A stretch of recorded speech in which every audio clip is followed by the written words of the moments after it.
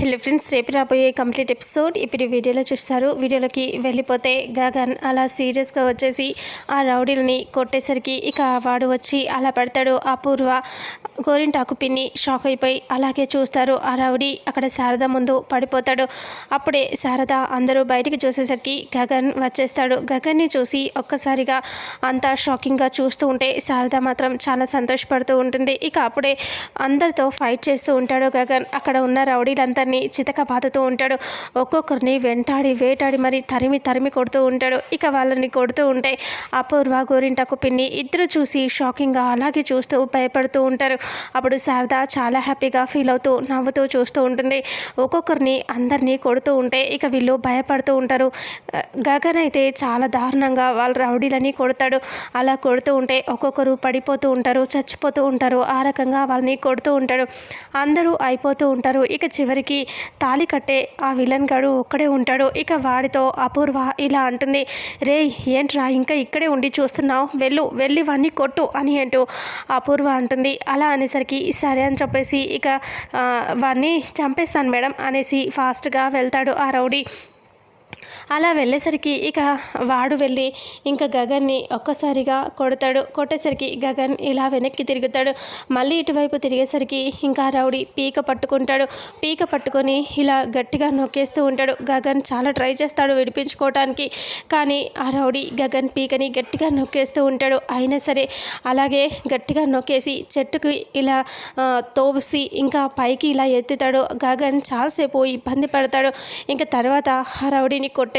ఇక గగన్ అలా కొడుతూ ఉంటే వాడు కూడా దెబ్బలకి ఇంకా తట్టుకోలేకపోతూ ఉంటాడు. అందరూ ఇంకా వచ్చిన వాళ్ళందరినీ కూడా కొడుతూ ఉంటాడు గగన్. టెన్షన్ పడుతూ గోరింటాకు పిన్ని ఇలా అంటూ ఉంటుంది, ఎద్దులా ఉన్న వాళ్ళని గుద్ది చంపుతున్నాడు, మనం కానీ దొరికామంటే మనల్ని చంపేస్తాడు వాడు అని అంటూ గోరింటాకు పిన్ని అంటుంది. శారద చాలా ఆనందంగా లేచి నిలబడి ఉంటుంది.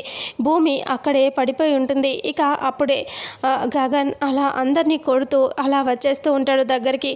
అపూర్వ గోరింటాకు పిన్ని అక్కడి నుంచి వెళ్ళిపోతారు.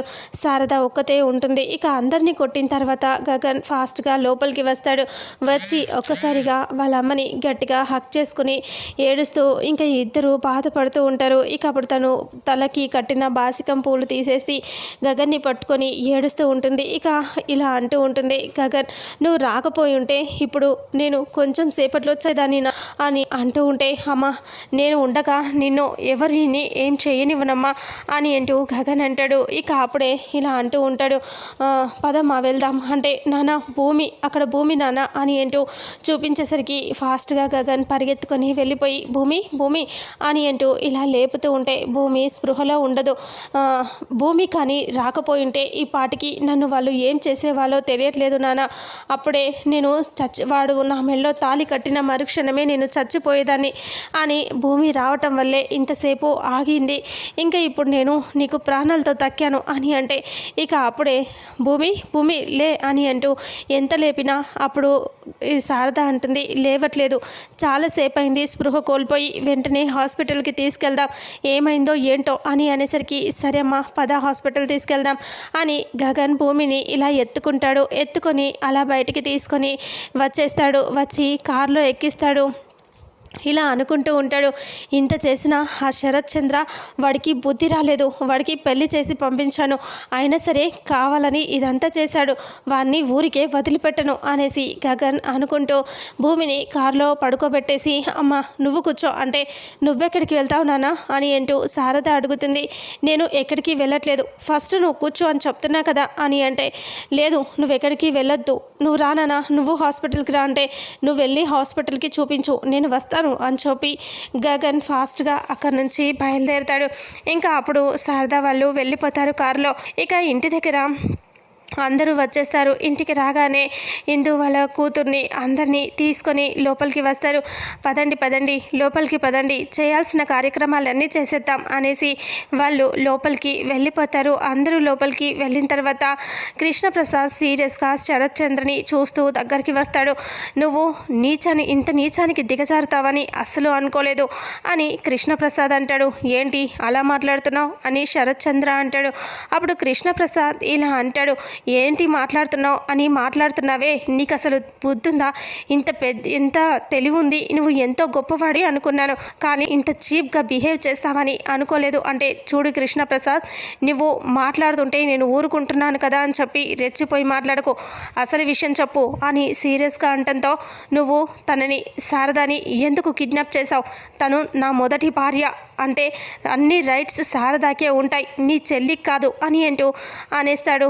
ఇక నా చెల్లి గురించే అలా మాట్లాడతావా? అంటే ఏదో నీ చెల్లి వల్ల నేను ఇలా ఇరుక్కుపోయాను ఇక్కడ, అంతేకాని నా భార్యని నా నుంచి దూరం చేసి మీరు ఇంత బాధ పెట్టాలి అనుకోవటం కరెక్ట్ కాదు. అంటే నువ్వు ఆ విషయానికి బాధపడుతున్నావా? అయినా నాకు నా చెల్లి అంటే ప్రాణం, నా చెల్లి కూతుళ్ళన్నా నాకు ప్రాణం, అలాంటిది నా చెల్లి కూతుళ్ళని ఇంత బాధ పెడితే నువ్వు అదే నీ కూతురు గురించి ఆలోచించకుండా ఇంకా ఎవరో పరాయి వాళ్ళ గురించి ఆలోచిస్తావేంటి అని అంటూ శరత్చంద్ర అంటాడు. నా చెల్లి కూతురు ప్రాణం పోయే పరిస్థితిలో ఉంది, వాడు పెళ్లి చేశాడు అంతే కదా అని అంటాడు. అది చెయ్యకపోతే వాడు పెళ్లి చేసేవాడు కాదు, నీ కూతురు ప్రాణం పోయినా పర్వాలేదు, కానీ పక్కోడి గురించి ఆలోచిస్తున్నావా నువ్వు? నాకు నా చెల్లి పిల్లలంటే అని శరత్చంద్ర అంటాడు.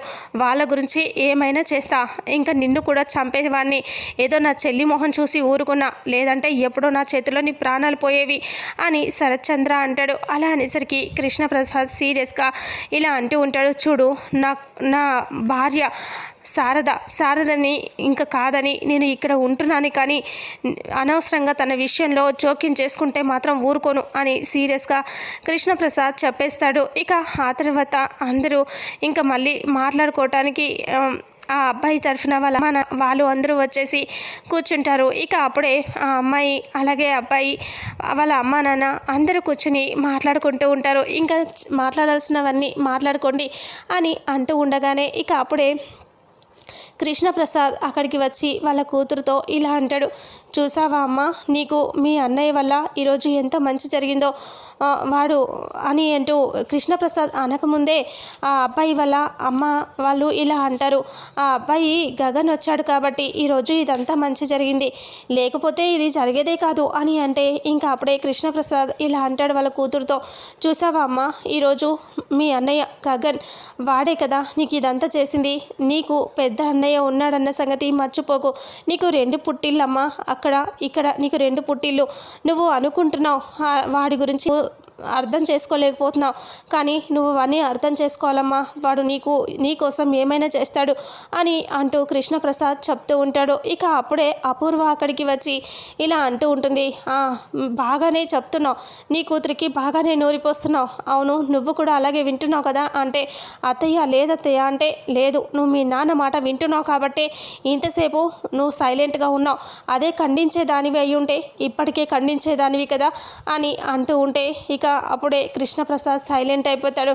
అయినా మీరంతా కలిసి నీ కొడుకు గొప్పవాడని చెప్తున్నావు, ఆ శారదని కిడ్నాప్ చేస్తే తల్లిని ఎలా కాపాడుకోవాలో తెలియక ఉక్కిరి బిక్కిరైపోయాడు, ఆడ ప్రాణాలకి కొట్టుమిట్టాడుతున్నారు వాళ్ళు అని అంటూ అపూర్వ చెప్తూ ఉంటుంది. అలాంటి వాడి గురించా నువ్వు ఇక్కడ గొప్పగా చెప్తున్నావు అయినా అని కృష్ణప్రసాద్ని కూడా చీప్గా చేసి మాట్లాడుతూ ఉంటే ఇక అప్పుడే వాళ్ళ అత్తయ్య వాళ్ళ అమ్మ ఇలా అంటూ ఉంటుంది.